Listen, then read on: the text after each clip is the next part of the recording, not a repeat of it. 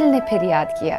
दिल ने फिर याद किया में आप सभी का तहे दिल से स्वागत है, खैर मकदम है। उनके करियर पर रोशनी डालेंगे और ख़ास तो आज ये है कि उन्हीं के घर का एक सदस्य हमारे सामने मौजूद है। हम ज़रूर आपको उनका तारुफ देंगे। उनकी सबसे छोटी बहन जो उनके बहुत ज़्यादा करीब थी, जाहिदा, जो अब जाहिदा नहीं है बल्कि मधुर ब्रिजभूषण है। जी बहुत बहुत स्वागत है आपका हमारे। जी शुक्रिया। हमारी खुशनसीबी कि हम आपके रूबरू हैं। जी उनके हुस्न के चर्चे तभी भी थे और आज भी उनकी वो अदाएं सबको याद है। जी जी उनकी अदाकारी सबको याद है। जी आपका खानदान जो है वो ताल्लुक रखता था दिल्ली से। जी हाँ, दिल्ली के मेरे फादर पेशावर से थे, मेरी माँ दिल्ली की थी और जितने भी बहन भाई थे मेरे सब दिल्ली में ही पैदा हुए, सिवाय मेरे, मैं बॉम्बे में पैदा हुई। कोई ऐसी याद है जो आपके वालिद साहब ने आपसे कही जो वाकई में सुनकर रोना आता है कि इतना कुछ सहा है इतनी कम उम्र में मधुबाला ने? देखिए, मधु आपा जब छोटी थी तो ये ज़रूर सहा उन्होंने कि स्टूडियो भटकना, खाना नहीं मिलना या घर अच्छा नहीं, कई रातें सड़कों पे गुजारना, ये सब ज़रूर सहा। लेकिन मेरे एक जो छोटे भाई थे, जब मैं तो नहीं थी, मतलब मेरे से तो बहुत बड़े थे वो, लेकिन इन लोगों से छोटे थे, तो उनकी जब मौत हो गई थी छोटे भाई की मेरे, तो मेरे बाप के पास उनके कफन के भी पैसे नहीं थे। तो वो अपने रिलेटिव के यहाँ गए थे कि पैसे दे दो, उसे बैरी करना है, दफन करना है। तो मतलब मैं उनकी गरीबी बता रही हूँ, जब मैं तो पैदा भी नहीं हुई थी। आप इसके बाद पैदा हुए? जब तो आप पैदा हुई तब हाँ फाइनेंशियल प्रॉब्लम सही हो गई थी? नहीं, इतने भी नहीं सही हुए थे। That was the starting period of a career. And जब मैं पैदा हुई तो मैं भी कांदिवली के एक चौल में पैदा हुई खुद भी, और मधु आपा का राइज होना शुरू हुआ फ्रॉम नील कमल। राज कपूर साहब के साथ 1947 की ये बात है। नील कमल में वो हीरोइन बनी राज साहब के साथ। उसके बाद आई महल। तो महल के बाद तो and then no looking back. She was 14 years old. Yes, she was 13 to 14. Yeah. Yes. So इसके बाद आपका उनके साथ जो संबंध रहा, आप चूंकि छोटी थी, तो कैसा रहा वो संबंध शुरुआती मरहले में? क्या है ना, मेरी जितनी भी बहनें थीं, ये या अभी भी कुछ हैं उनमें से, स्कूल नहीं गई बिकॉज मेरे फादर इसके अगेंस्ट थे कि स्कूल में लड़कियां पढ़े। Belonging to a Muslim family at that time it was not appreciated, या इसको पसंद नहीं किया जाता था कि लड़कियां स्कूल जाएं। लेकिन मधुबाला ने तो पढ़ाई की होगी? बिल्कुल नहीं की। उन्होंने ट्यूशन्स की थी और ट्यूशन्स करके उन्होंने सिग्नेचर्स करने सीखे, अपने लिखना। मधुबाला थोड़ी सी इंग्लिश बोलनी सीखी। She never went to school. मैं और मेरी बहन शाहिदा हम लोग गए। जी। महल के बाद there was no looking back. No looking. Okay. और ऐसा एक दौर आया जब लोग जो हैं वो एक नज़र पाने के लिए, झलक पाने के लिए आपके घर के दरवाजे पर, गेट पर घंटों कतार में रहा करते थे, एक झलक पाए। लेकिन सोशल एक्टिविटीज़ में मधुबाला ज़्यादा ध्यान नहीं दे पाई। एक रीज़न ये था, आपके वालिद साहब बहुत स्ट्रिक्ट थे एंड मधुबाला जी जो थी वो बहुत ओबीडियंट थी, इतनी ओबीडियंट थी कि वालिद साहब जो कहें उन्हें करना है। जाहिर है वही ओबीडियंट नहीं थी, हम जितनी भी थे। बिकॉज मैं समझती हूँ कि मेरे वालिद साहब को स्ट्रिक्ट कहते हैं, अच्छा थे स्ट्रिक्ट, लेकिन मैं पूछती हूँ जिसकी 6-6, 7-7 बेटियाँ हों, तो क्या वो फादर पोजेसिव नहीं होगा? क्या वो प्रोटेक्टिव नहीं होगा? क्या वो अपनी बेटियों की इज्जत दुनिया में रखे, कायम रखे और बच्चों को एक दायरे के अंदर उन्हें उनकी परवरिश करे? मुझे नहीं लगता वो गलत थे। लेकिन उसकी वजह से तो काफ़ी कुछ मधुबाला जी को भी झेलना पड़ा। नहीं, कुछ झेलना नहीं पड़ा। No no no no. मैं बताऊं, अगर आज वो जिंदा होती और अगर आप मेरी जगह उनसे इंटरव्यू करती होती या सालों पहले भी, तो वो अपने फादर को वर्शिप करती थी। जिस इंसान के लिए उन्होंने अपनी मोहब्बत छोड़ दी, आप सोच सकती हैं उनकी इंटेंसिटी ऑफ लव अपने फादर के लिए, फैमिली के लिए। एक्सेक्ट फैमिली से ज़्यादा she was attached to father because he got her down to Bombay. उंगली पकड़ के जो सड़कों के ऊपर घूमना, खाना नहीं खाना, चलना सिखाना, उनके साथ उनको डिसिप्लिन जो आया लाइफ में, टाइमिंग्स का, कितने बजे जाना है, इतने बजे आना है। I think A to Z, he is her creator, he is the man behind her. who उनकी सक्सेस के पीछे एग्जैक्टली वरना उन्होंने कहाँ से कोई इंस्टीट्यूशन तो गई नहीं, कोई नहीं acting गई नहीं, कुछ सीखा नहीं, तो किसने सिखाया, किसने तमीज सिखाई, Father कितने नहीं। टाइमिंग सिखाई। She was noted for her punctuality कि शी इज वेरी पंक्चुअल। किसने सिखाया? बाप के सिवा कौन था? भाई तो तीनों मर गए थे, तो किसने सिखाया? मेरे वालिद। तब को उन्होंने छोड़ा, अपनी मोहब्बत को उन्होंने छोड़ा अपने वालिद साहब के लिए। जी उनकी लव स्टोरी शुरू हुई थी तराना जी से, हाँ, के तराना सेट्स के से, दौरान। तराना जी, तराना, संगदिल, अमर हाँ एंड मुगले आजम। हाँ, तो दोनों के दरमियान प्यार का सिलसिला काफी लंबा चला और वो ज्यादा बड़ी भी नहीं थी मधुबाला तब। I think in Tarana she was 16-17। जब दिलीप कुमार साहब के साथ उनका रिलेशनशिप रहा काफी अच्छा था। शुरुआत में आपके वालिद साहब ने भी हामी भरी थी, हाँ हाँ, लेकिन कुछ शर्तें रखी थी जो शायद दिलीप कुमार साहब को नागवार गुजरी। नहीं नहीं, ये भी गलत है। कोई शर्त मेरे वालिद साहब ने नहीं रखी थी।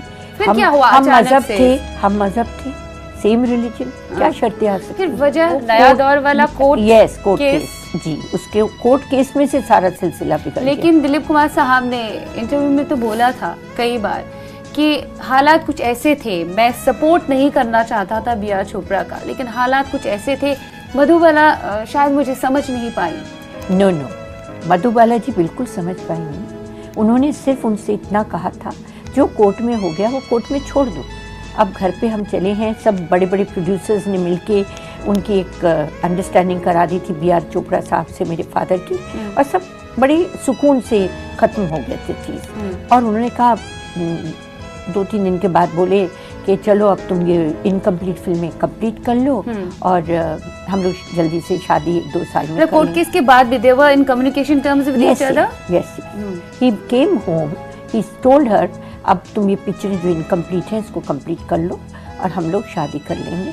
Madhubala said fine, but say sorry to my father. That sorry came in between. That sorry एक उनका अहम बन गया, एक उनका गुरूर था कि मैं तो नहीं बोलूँगा सॉरी। तो शी सेड आप अगर इन्हें सॉरी नहीं बोलेंगे, मैं इनकी बेटी हूँ, ख़त्म कर दो ना, घर में बोलना है, कौन सा बाहर बोलना है। दिलीप साहब ने कुछ ऐसी ज्यादती नहीं की, कोई कुछ बुरा नहीं किया, कुछ नहीं, लेकिन एक छोटा सा लफ्ज़ सॉरी मेरे फादर को नहीं बोला। तो उन्होंने बोला देखिए अगर आप उन्हें सॉरी नहीं बोलेंगे तो मैं आपसे शादी। बातें जो है मधुबाला जी पर जारी रखेंगे हम। फिलहाल लेते हैं एक छोटा सा ब्रेक। सबसे चहीती हम कहेंगे, सबसे प्यारी प्यारी छोटी बहन होती है ना, जो सबसे प्यारी और अजीज होती है, तो वही इस वक्त हमारे साथ जुड़ी है, मधुर ब्रिज भूषण जी। मधुबाला और दिलीप कुमार साहब के प्यार की बात कर रहे थे जी। दोनों एक दूसरे के लिए बने थे, ऐसा था, दिख रहा था, सबको पता था। लेकिन दिलीप कुमार से अलग होने के बाद जब फिर ऐसा मामला सामने आया नया दौर के बाद, उनको लगा कि बी.आर. चोपड़ा का साथ दिया, दिलीप कुमार साहब को लगा कि मुझे सॉरी नहीं कहना चाहिए था। उसके चलते जब बाद में दोनों के दरमियान कम्युनिकेशन खत्म हो गई, मुलाकातों का सिलसिला बंद हो गया जी, मधुबाला को कहीं ना कहीं चोट तो पहुंची होगी कि ऐसा जी। जरूर जरूर जरूर, चोट कैसे नहीं लगेगी। 9 साल का प्यार 1 मिनट में खत्म हो गया और एक छोटी सी बात पे, sorry, small word sorry. I don't know, he was a nice man. क्यों उनके दिमाग में ये चीज़ आई, किस लिए आई कि मैं नहीं तुम्हारे फादर को सॉरी बोलूँगा। कोर्ट केस में जो हुआ, कोर्ट में जो भी हुआ, that was a forgotten story. जब ख़त्म हो गया सिलसिला, मेल हो गया, लोगों ने मिलके ख़त्म कर दिया। और it was between not Dilip Sahab and मेरी बहन, it was between B R. Chopra and Madhubala ji. Then why are you, how are you involve in that? तो ख़त्म करो ना इसको, चलो हो गई, हमसे भी गलती हो गई, आपसे भी हो गई। उनकी हेल्थ में काफ़ी सारे बदलाव आ गए बाद में, उनकी हेल्थ सही नहीं रही, क्या ये एक रीज़न हो सकता है? No no no, she was born a blue baby and that was detected at Madras when she was shooting for S S. Vasan की फिल्म बहुत दिन हुई। वहाँ पर उनको होल था एंड वहाँ वो शूटिंग करने के बाद जब आई थी तो उनको वॉमिट हुई ब्लड की 1-2, तो she flew down to Bombay and here it was detected. Even here it was not properly detected, not diagnosed. It was told that there is a peculiar sound, a murmur near the heart, and that's a very unusual sound. Take bed rest and you should recover, and you are a young girl. But वो काम करती रही, उन्होंने कहा ये तुम ऐसे ही बोल रहे हैं, ऐसा कुछ है ही नहीं, मैं तो बिल्कुल ठीक हूँ, ये मालूम नहीं क्यों बोल रहे हैं। तो she went on and on and on and on, and उसके बाद मुग़ल आज़म की किया आसिफ जो है उन्होंने काफ़ी कुछ स्ट्रेन, फिजिकली ड्रेन ज़्यादा करवाया उनसे, काफ़ी मेहनत करवाई, जिसकी वजह से और भी हेल्थ इश्यूज हो गए। नहीं, ये मैं बिल्कुल उन्हें ब्लेम नहीं करूँगी। ये आपा को जब कास्ट किया था तभी कह दिया था, and he believed in everything असली हो। जैसे उन्होंने शीश महल लगाया तो कैमरा कहाँ प्लेस होगा, पहने थे हैवी वॉर सीन्स में हाथी, उनको हाथी को एक्चुअली अंधा कर दिया था, हाथी को, ताकि वो ना देखे और सीधा चले, लेफ्ट राइट ना जाए। घोड़े कितने मरे, तो मतलब वो सब रियलिस्टिक चीज़ों में बहुत बिलीव करते थे। नाच मधु आपा को नहीं आता था तो बोले तुम 2 महीने सीखोगी और करोगी तो तुम नहीं करोगी। तो हाँ, ये मैं कह सकती हूँ कि शायद वो जो था नाच वो वाला, प्यार किया तो डरना किया। थोड़ा कॉमेडीपन उसमें उन्होंने दिखाया। जी, देवानंद साहब के साथ काम किया, अशोक कुमार साहब के साथ तो किया ही किया, और राज कपूर साहब के साथ काम किया, श्रीदत्त साहब के साथ काम किया, सबके साथ उस वक्त के उस दौर के बड़े बड़े डायरेक्टर्स और बड़े बड़े एक्टर्स के साथ उनकी केमिस्ट्री लाजवाब रही। जी, और साथ में क्या था कि जब वो काम करती थी तो जो गाने होते थे उनके हिस्से के, आपने नोट किया होगा, इस चीज़ के लिए आशा दीदी ने, आशा भोसले जी ने कॉम्प्लीमेंट दिया था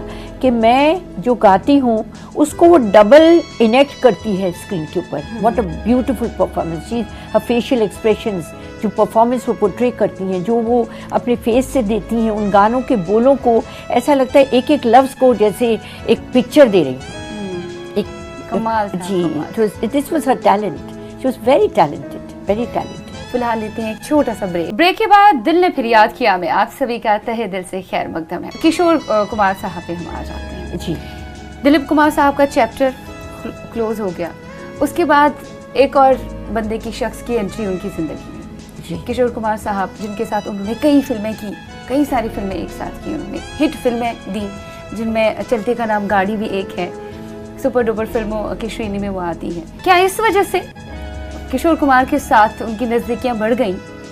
वो शायद लोगों को दिखाना चाहती थी कि नहीं, या दिलीप कुमार को दिखाना चाहती थी दिलीप कुमार साहब को? नहीं, क्या हुआ? आपने सॉरी मेरे वाले साहब को नहीं बोला, हम भी आगे बढ़ेंगे, I will also move on in life. देखिए, आई डोंट थिंक उन्होंने ऑन द रिबाउंड किया है, ऐसा कुछ नहीं है। लेकिन हाँ, ये ज़रूर हुआ होगा दिल में, शायद, मैं इतने दावे से नहीं कह सकती, बहुत बड़ी थी मुझसे तो मैं ये तो नहीं कह सकती कि उन्होंने सोचा कि मैं तुम्हें सबक सिखाऊंगी। I don't think she was that kind of a person, she was a very soft hearted person. उनके दिल में कभी किसी से जलन, हसद, नफरत कभी भी नहीं हुई। लेकिन हाँ, दिल में ज़रूर लगा होगा कि ये क्या हो गया, ये इतना प्यार 9 बरस का टूट गया एक मिनट। काफ़ी कुछ सहा होगा इसके लिए उन्होंने। It's a difficult thing to accept. For many years she was like a broken girl, you see. जी, दिल टूट गया था उनका, डेफिनेटली बहुत ज़्यादा टूटना हो, कहते हैं इसे दिल का, कि आपको जो भी आपकी लाइफ में हो बस हो, आप कुछ एक्सपेक्ट नहीं कर सकते जिंदगी से या लाइफ से, ऐसा हुआ था। तो किशोर दा का उनकी लाइफ में आना उनके लिए कितना अच्छा था? क्या उसके बाद उन्होंने जिंदगी जीनी बहुत बेहतर तरीके से सीखी? नहीं, किशोर भैया जब उनकी लाइफ में आए आफ्टर चलती का नाम गाड़ी और एक और पिक्चर झुमरू में भी थोड़ी बीमार थी। मेरी बहन चंचल के ऊपर काफ़ी काम था, उन्होंने she had a bigger role, नहीं उनका रोल ही बड़ा था चंचल जी का, और डांसेस वगैरह सब चंचल जी के थे। She was also an equally good actress and a very beautiful girl. फिर शादी के बाद उन्होंने छोड़ दिया, किनारा कर लिया जी। लेकिन मधु आपा थोड़ी थोड़ी बीमार झुमरू में भी रहने लग गई थी, चलती का नाम गाड़ी में इतनी बीमार नहीं थी। इस तरह करके कमज़ोर तो होती जा रही थी, लेकिन उन्हीं के साथ रहना नहीं, ये यहाँ मैं मुत्तफिक नहीं हूँ, बिल्कुल नहीं। तो ऐसा सपोर्ट सिस्टम नहीं बने क्या किशोर दा उनकी लाइफ में जो वो चाहती थी? क्योंकि यहाँ एक सपोर्ट तो छूट गया, अब दूसरा सपोर्ट जिसमें वो उन्हें मोहब्बत नजर आ रही थी। नहीं, मोहब्बत तो देखिए जब तक 2 इंसानों में नहीं होती शादी नहीं होती है।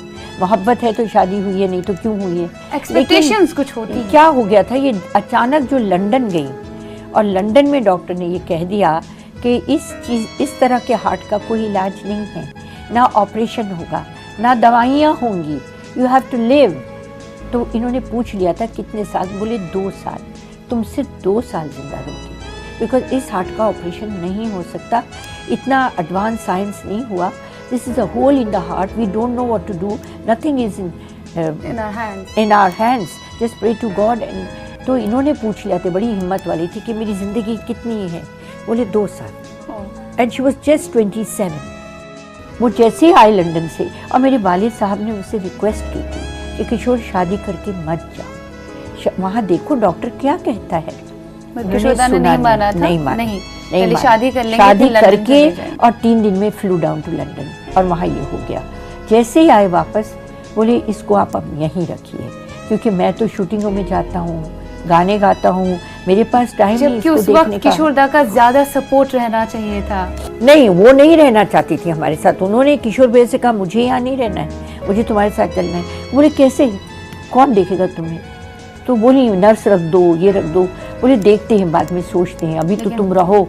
लेकिन वो पूरे 9 साल नहीं गई नहीं, वो लेके ही नहीं गए. अच्छा, किशोरदा आए भी नहीं? आए आते थे, मिलते थे जब टाइम मिलता था, 2 दिन में, 3 दिन में. अच्छा लगा आपके साथ बात करते हुए. It was an amazing conversation. Thank you so much. It's a pleasure. It's a pleasure. Thanks a lot. उम्मीद करती हूँ आज का दिल ने फिर याद किया आपको बेहद पसंद आ गया होगा. एक और दिल ने फिर याद किया लेकर आ जाएंगे. एक और शख्सियत के बारे में बातें करेंगे, उनके चहेतों के साथ, उनके घर वालों के साथ. Till then be happy always. बीते लम्हों में रहना अच्छी बात है.